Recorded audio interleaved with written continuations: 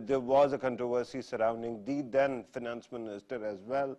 Things haven't been that hunky-dory. So the new team that has taken over, can it pull the country out of the murky waters if we are there? If not, what exactly should we be expecting in the coming days? In order to help us understand these matters, we have with us Abdullah Yousuf Saab, former chairman of FBR. Thank you very much, sir, for being part of the program. Next to him is Shahban Khalid Saab, former president, Islamabad Chamber and Commerce in Industries. Thank you very much, sir, for being part of the program. And Mirza Ikhtiar Baig, an economist, is joining us on telephone from Karachi. Thank you very much, sir, for joining us on telephone as well. I have to start with you, Abdullah Yousuf sir. What are the expectations? What do you expect from the next budget? Thank you. As you know, we have the annual budgets, and we always have the expectations. The budget is normally actually based on what is the total demand of the Ministry of Finance, how much resources are required, and then what should be the modalities in order to be able to manage that and then fix the target. Right. They then decide on the, matters as policy decisions, that what kind of any new taxes or rate of taxes, etc., how we will be able to actually achieve.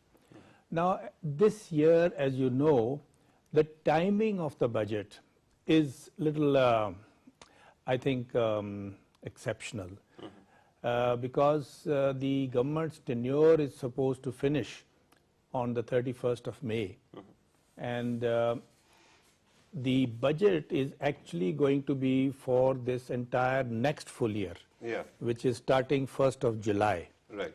So what government is going to be there actually to manage that, and how? Because those will be the questions. Right. If you remember, this government, when it took over, that was, I think, in June. 2nd or 3rd of June. Right. And the budget was actually brought in by this government. Right. Immediately after they took over. But that was June, sir. Now the next government might take over somewhere near September. Yes, it will probably be, August or something like that. There is, of course, this issue is there of timing. That is correct. But the point is now they have decided to actually go ahead and present the budget for the full year. And of course, for that, they have to take some very important decisions. And some of them could be political based, and the others could be forward looking, a future economic side of it. Because one thing that we have heard already is this reduction in the rates of taxes for the individuals. Right.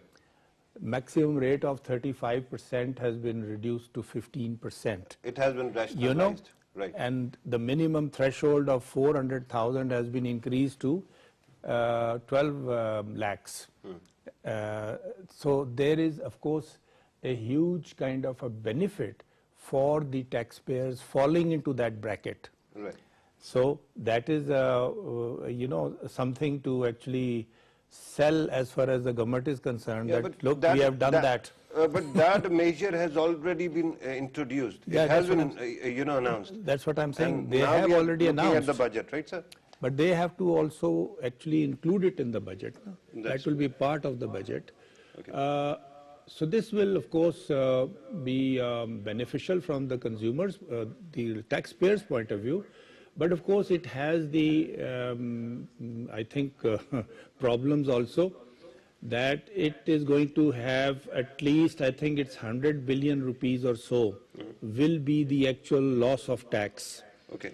And then there will be loss of taxpayers of about 500,000. Okay. So, And I'm going to talk about these aspects as well. Let me bring in Shahban Khalid sir. Your take and your expectations from next budget, sir. I think representing the private sector and also representing a very common man from Pakistan, the country. I think the first and foremost, and I think this is something, this is an expectation we've had for many years now, and it's not going to be the first year, which is the energy crisis. I think one of the things they need to tackle and address, hopefully in this budget, is going to be how they're going to progress with the energy crisis. Okay. Because for any economy, it's going to be the actual crux of the matter, whether that's exports. It is crux of the matter, but you do think there is an energy crisis still lingering in the country, still there? I will give you one example of why I say that that's the case. The loan. Karachi Electric? No, not the Karachi Electric. KE? The loan, the circular debt, and it's not gone down. Okay. So right there is a very clear indication that the energy, they've not been able to contain the energy crisis altogether. Right. Whether that's improved, yes, but whether it is to the point where they had promised at the start of the government, I really doubt Do you it. think they can fix it through the budget? Is it not something that they, PSDPs and financial spending, is where they need PSDP to... might be able to do it, but the problem lies with the fixing of an infrastructure that keeps leaking. And that involves not only the machines, it does include human beings as well. Do you think that can be tackled in... So one of the proposals that had been floated for the longest time was privatization of the distribution companies.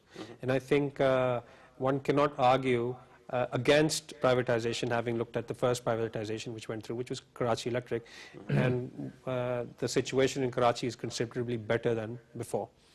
Is it? It is better than before. Day before yesterday, there were sit-ins. People were surrounding KE's office. So this is compared to, I am giving you a lot, compared to 5, 6 years ago, 7 years ago, Okay, yeah. compared to 6, 7 years ago, what it is now, it is better. Okay. And I think it's largely in part with the right policies and as you mentioned rightly, the human element involved in that. So I think they were able to curtail some of that. The theft. Not just the theft, the distribution system, the recovery system, and so on and so forth, and just the generation mix also. So you're saying privatization is the solution? I think all organizations which are a burden to the economy, whether that's distribution. That's a fair point. It is. Whether that's a distribution, because it is not just the energy, it is also, as I said, circular debt. That also reflects into your first fiscal system. And it's a large part of your fiscal burden. So I think, and that one has to understand the implications of the energy. Your exports suffer, commodity prices locally suffer, disposable incomes get affected because of that. Right. The more the disposable income, the more income you have to circulate, and the economy gets some kind of a cushion with more disposable incomes. Your middle tier income segment increases. That's one of the things that I think we need to learn from surrounding economies, that they gave the medium tier income sectors, segments of society, that chance to grow. And that is where consumption increased. That's where people started taking interest, investments increased. Because so that is one of the expectations from the budget, that something of that there are sort many, will but happen. that is one of the primary ones. I'm going to come back to you, sir. Let me go to Karachi now. I think Mirza Saab has joined us. Mirza Ikhtar Baig Saab, thank you very much, sir, for joining us. The question is about the expectation from the next budget, which is approaching, sir. What are your expectations as an economist and as a businessman? Look, I've been a part of the core committee of budget making, and we have submitted a budget proposal based on various proposals and recommendations received from all the association chambers of Pakistan in Federation Pakistan Chamber of Commerce. And this is the first time that FBR has sat down with us and discussed point-wise all those proposals and recommendations. Just on this Sunday in the dawn, comparison of recommendations was published at PCCI, which is Federation of Pakistan Chamber of Commerce, APTMA, OICC, Overseas Investor Chamber, and Pakistan Banking Council. These are the major trade bodies, who controls the economy of Pakistan, and they are giving their proposal. Based on their proposal, they have recommended a cut in sales tax rate, which 17% is too high. Like you've reduced the rate already, corporate sector from 33 to 30%. But before I come on the expectation, I would like to say that the government has a lot of challenges in this budget to address, and it's not an easy task, let me tell you. The challenges, which are very serious nature, are the huge surplus debt to the tune of about a trillion, 980 billion rupees. Then we're talking about non-refunds of these exporters' refunds, 160 billion to 200 billion. Then the huge loss-making public sector organization, like steel mill, like PIA and all. And every time they promise they're going to privatize, but then each budget they're coming up with the same song, and nothing happened. And it's a good money for bad money. Every year there's 500 billions we are paying just to let this public sector loss-making organization operate. So these are the challenges which they have to address. Moreover, our expectation is that it should be export-oriented budget because in the entire 3-4 years, our exports has not moved up. It's not jumped Can up. you It's qualify rather that declined. term, sir? Baig sir, can you qualify that term export-oriented budget? What are your expectations clearly from the budget? You know, when I'm talking about export-oriented budget, it means you'll make a policy which will be export-oriented, which will push, promote the export, which will increase the export of the country. Now, what they can do with it? See, the thumb rule is... Are you talking about export subsidies world over. in the exports, sir? Yeah. Now, exports world over is zero rated. You know, anywhere in the world, when you talk about export, it should be zero rated. Unfortunately, our export in Pakistan is still subject to 5 to 6% indirect taxes. So this is one issue. Then exporters sales tax refund.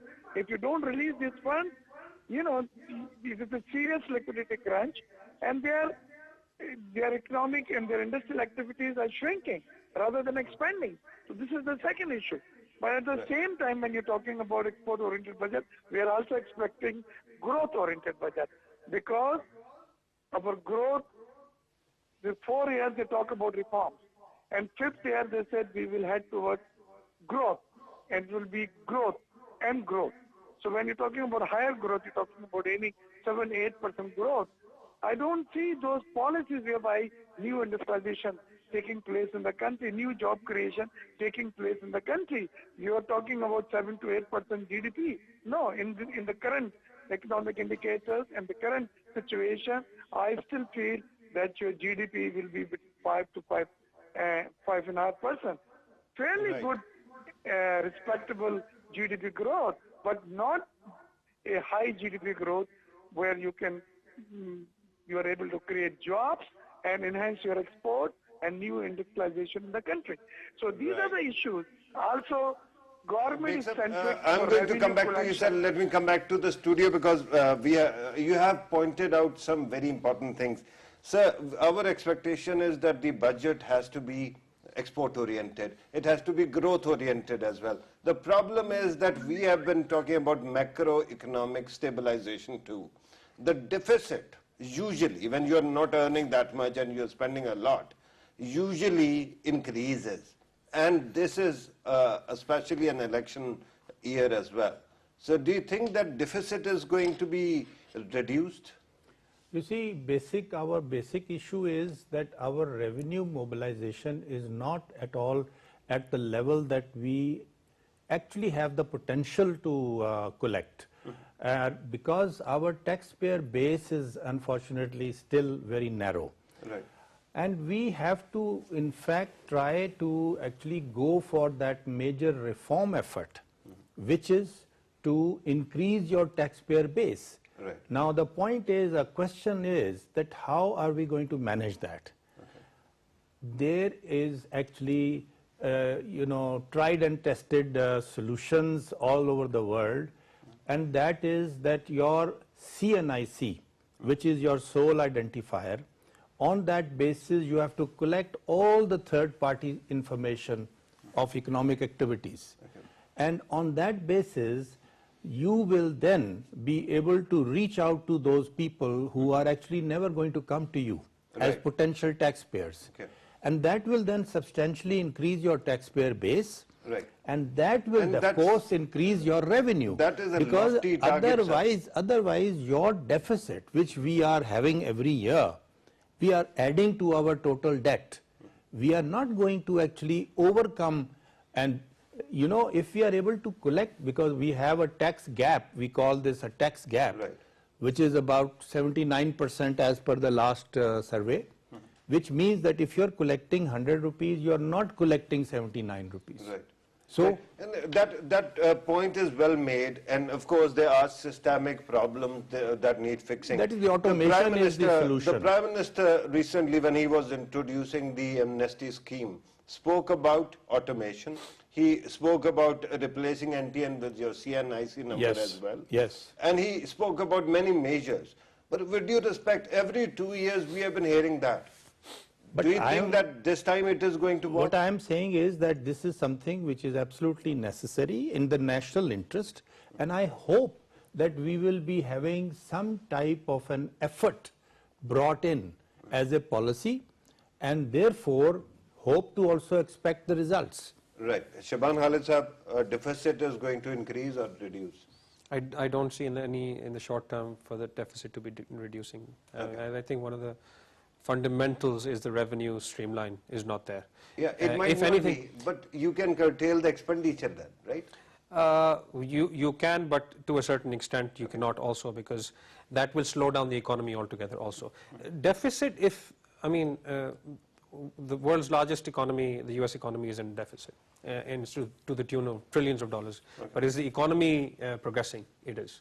So you have to manage that deficit, and you have to manage your fiscal space is what is the requirement of the day. And I think fundamentally they have not been able to address the revenue streamline. And yes, one of the streamlines is the tax to GDP ratio. And I think, frankly, as a representative of the private sector, there is we have two representatives now. It is not rocket science. If they really want to, they have the will to go about it, it can be achieved. Unfortunately, whether it's political interests that take over sometimes or take precedence, or for whatever reason, whatever else is it. But if there's a will, it is very achievable. And I think in the past, we've seen precedents where it has been achieved also. So that's one. And I think also one of the other issues that has been addressed is obviously the leakages of or loss-making entities, public sector entities. That is a very important point. Every year before budget we talk about that. And I keep coming back to energy, and I tell you why, because as Baig Sahab also rightly mentioned, it's come to the tune of 1 trillion rupees. For an economy of our nature and size, we cannot afford something of that magnitude. And the only way to address this is, why is this, and you have to understand the fundamental reason why it starts accruing. Because the cost of energy produced and the cost of energy sold, there's disparity. You're producing at a higher rate than you are selling. And then obviously there's these losses and whatnot. Because of subsidies or something else? I think it's the energy mix to begin with. Which they're trying to address, but it has not happened. I think it's going to take some time. I think these Neelam Jhelams and these hydropower projects that are coming up, they will somehow, but the focus has not been primarily on this aspect of it, which I feel. Earlier you talked about privatization as well, and you gave the example of Karachi Electric. My problem is that whenever you privatize, you still end up creating a monopoly. KE is a monopoly in Karachi. Can't you have competition among distributors? It does not, in any, all the modern economies that I've studied, even I I've studied the energy sector in somewhat. I'm not an expert on energy, but I've had some study in Germany. Right. Unfortunately, it's such a massive investment in infrastructure that you cannot have. But what you need to do is, you have these NEPRAs and whatnot. They are these bodies which control, make sure that they do not become monopolies. They control the tariffs, they control the distribution, they have complaint mechanisms, and so on and so forth. So, and I think if need be, NEPRA can do a good job, and I think so. I think that is number one. And the other thing that I really need to, which bothers me, and I've not been able to understand why this always happens in our economy, is this free fall of Pakistani rupee. Okay. And it shouldn't be the case. So, because earlier we were talking about pro-growth and pro-export I will come to that economy, and everybody kept on telling us that rupee. I see that point as well, but my point being that it should not be a free fall. If it was supposed to be depreciated over time, because it was naturally happening, what they were trying to do was artificially controlling it. It should not let it flow.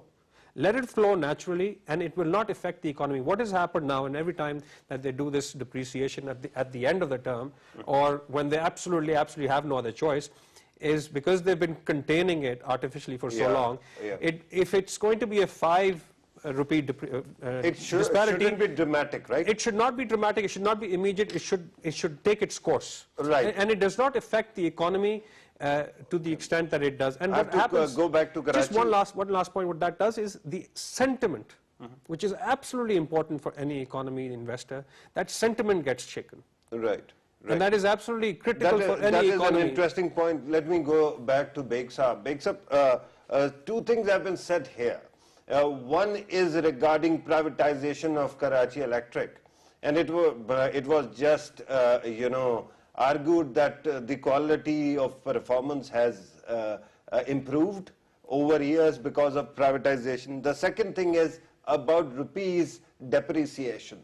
And you were talking about pro-export, policies. Do you think that these things are being taken care of, sir? See, Farrukh, first of all, about your questions about K Electric, I was on the board of directors of KSP for 6 years. And I think the new management has operated the company pretty well. They have reduced transmission and distribution losses. They have increased their recovery to a very, very attractive percentage. And they have turned around a loss-making organization into a profit-making organization. This time, 3 days before what you're referring to, the people was outside K Electric. This is a different thing altogether I'm aware of. First of all, it is a Suez Southern Gas to stop supplying the gas. It was not an issue of generation. They had the capacity to generate had they been supplied fuel. But since the fuel was not supplied, so some of the plants were shut down. And there was a shortfall and they were subject to load shedding. So, was it about balance of payments, sir? This is an administrative problem that they have worked out their cash flow properly to pay on time to Suez Southern Gas instead of facing such situation. About rupee, Dar Saab is a phobia. They wanted to keep the rupee at 98, and they did all possible intervention. One time the State Bank has adjusted the currency, and it was 102 or something. They called all the bank presidents and Governor State Bank next to Islamabad, and then there was foreign exchange currency dealers and all, and they reversed. So this is no way to work with. Your currency has a natural strength. Let that strength be there. Now, at a time, if you are depreciating and reducing the value by 10%, this is called devaluation. And this devaluation never worked out in favor of exporter. My buyer called me in the night and said, Dr. Baig, hi, you have a devaluation of 10%. I want 8% discount. And you are a desperate seller. You have no choice but to say, okay, I'll give you 5%. So your devaluation, goes to the buyer. Devaluation never helps to increase your export. So it's a curse to me. Yes, it should be free flotation. market adjustment, then it's fine, because then it will help an exporter.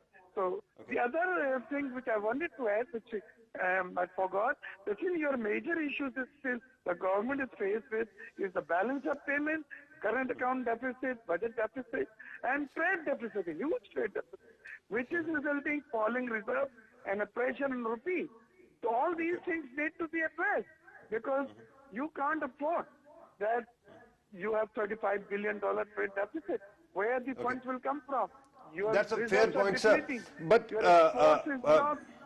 Baig Sahab, coming back to your argument about currency devaluation or its depreciation, sir, how do you bring the value of rupee from where it was during Dar Sahab's time to today? See, there was a U-turn. Miftah and Dar. One was moving right, one was moving left. He gave a free float, and the currency, yesterday it was 118.20, and in TD, in the market, it's operated 121. Now you are talking about 15% depreciation in December till April. This is ridiculous. That's not the way it's worked with. See, you are still importing raw material. Your export is import based. Your dyes, your chemicals, you are still importing. These things will go up. So import costs will go up virtually. So I'm of the view that if you let the currency be on a free float and market adjustment, 50 paisa, 1 rupee, 1.5 rupee, 2 rupee, 50 paisa, that is the adjustment that was required. And that was the best tool to adjust your slowly currency lowering it rather value. than actually... Rather than overnight you are devaluing it more than 12-13%, you can't just do it. Your debt has increased 10-12%. Right, and one of my participants, Baig Sahab, hasn't spoken about rupee devaluation. Abdullah Yousuf Sahab, your take on this? Now you see the point regarding the rupee devaluation. It is actually dependent on whatever is, because this is an exchange rate you have to have, and this is dependent on what is your actual position of the foreign currency. So if you are having a deficit and you are having a shortage in your foreign currency reserves, so you are not going to actually get or continue to get whatever you're getting as an exchange rate. So you will have to devalue that. Now what we are unfortunately not doing is we are not letting the market actually go in as and when you have this plus and minus to be done. It should be done based on whatever is your ground reality. Yeah, but here's the problem. Right now, Baig Sahab was saying, and Shahban was almost agreeing, that there was a substantial free fall, and it was quite visible. Instead of actually doing that, there should have been gradual withdrawal of interventions. And the problem at this moment is market forces are now, regulating the currency. It is the current price is being set by that. But they have all of a sudden withdrawn everything. No, but the point I'm trying to make is that it is the market which is to determine what is actually the price. You can't just say, no, this is going to be so much and I'm going to fix it at this. That is not practical. That will not actually continue. So basically you are disagreeing with the other two participants who are saying that rupee could have been devalued but not suddenly. That instead of allowing it to the market level. No, but rupee will be devalued when you are having this kind of a deficit in your foreign currency reserve position. You will be seeing the devaluation taking place.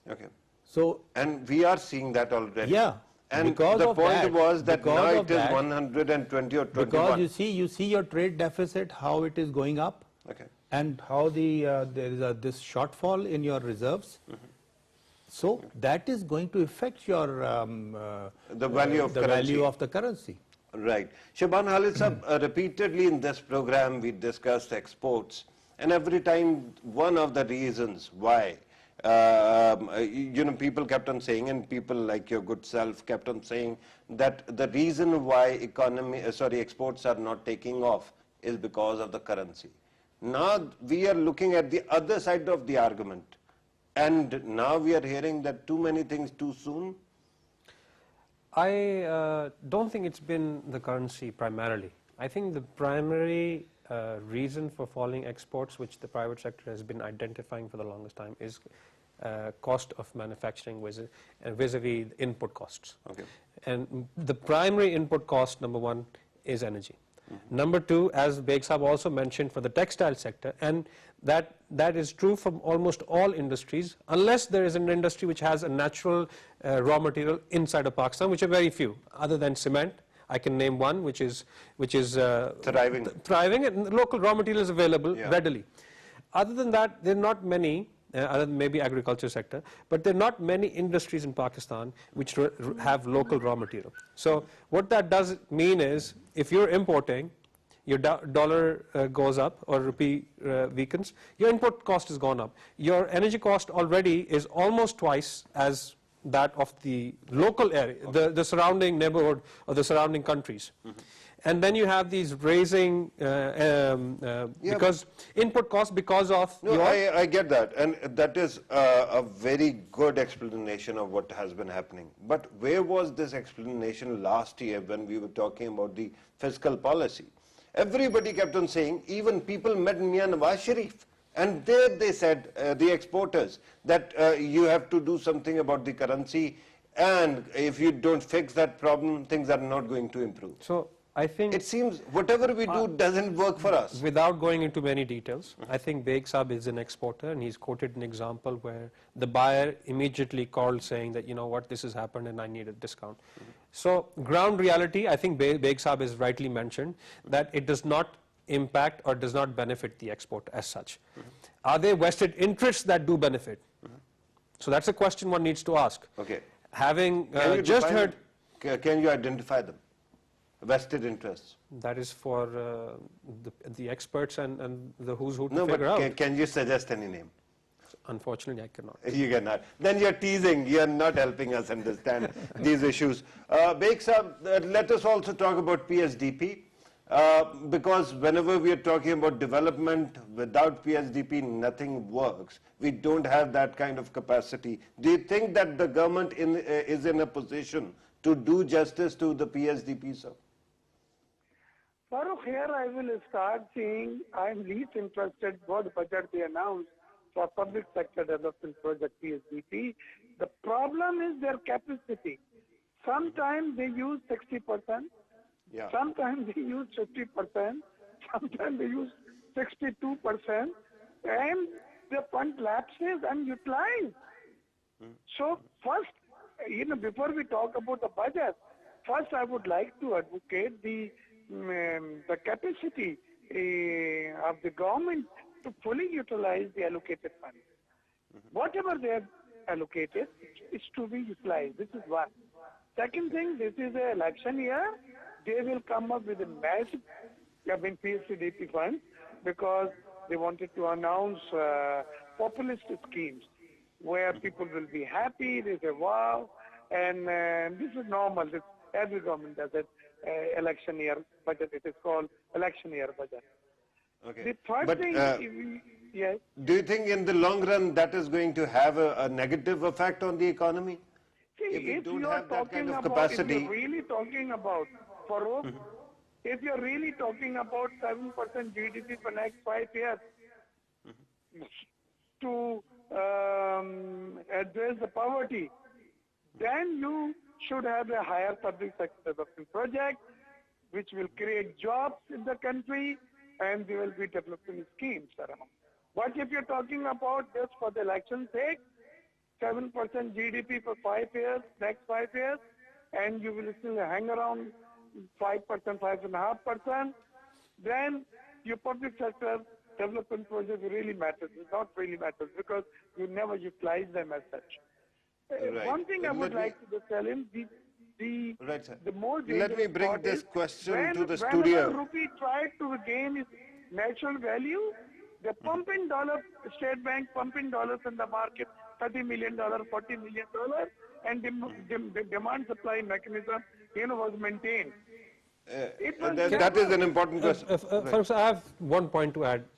When and this also pumping, as Baig Saab is mentioning, this pumping of dollars into the economy to stabilize the rupee is also borrowed money. Okay. So Right.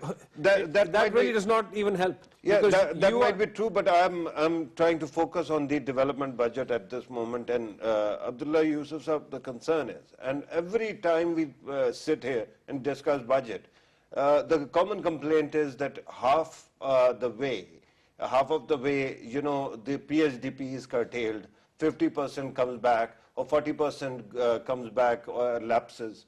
So what exactly is actually the bottleneck?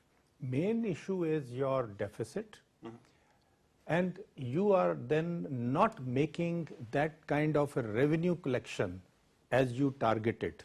No, that will be a problem on the supply side. Yeah, There because seems to be a problem on the demand side where the departments, when they are given money, cannot actually spend the amount, and it lapses. that is our another governance issue. If you look at the public sector, we have tremendous issues and problems. Right. So if we expect them to deliver whatever they are supposed to, that unfortunately is not happening. And There was a committee headed by Dr. Ishrat Hussain. There were discussions about reforming the bureaucracy. that has been going on, and we hope that we are able to or going to actually overcome whatever our governance issues are, and as a result, we are also losing that money.